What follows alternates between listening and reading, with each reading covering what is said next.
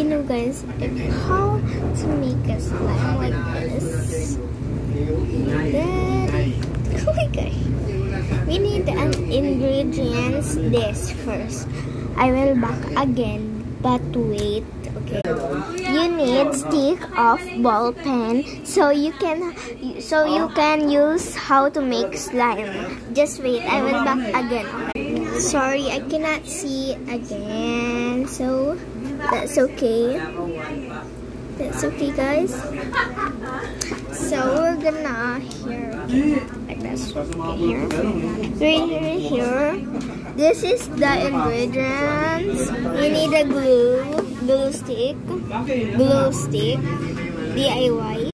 You can use all glue, like glue liquid or glue stick.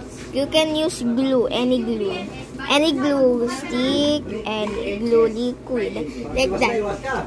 So like that. So you can, and we need this.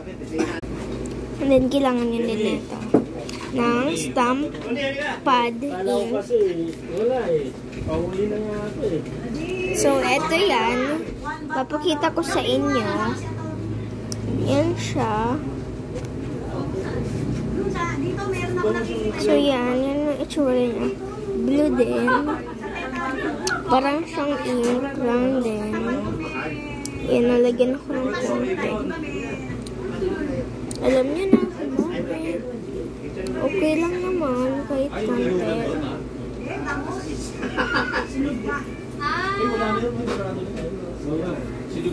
So yan. Ilagay natin dito sa box. Yun lang guys. Tapos kailangan natin ng powder. So ito guys, powder, baby powder siya. So yan. Ayan yan guys. Ganyan lang siya. So yan. Yan. So yan, goodbye, yan lang. Thank you for watching video. Tapos maglagay din kayo ng lalagyanan para kapag gusto nyo maglagay. Bye! Thank you for watching video. Sana magustuhan nyo. Bye-bye!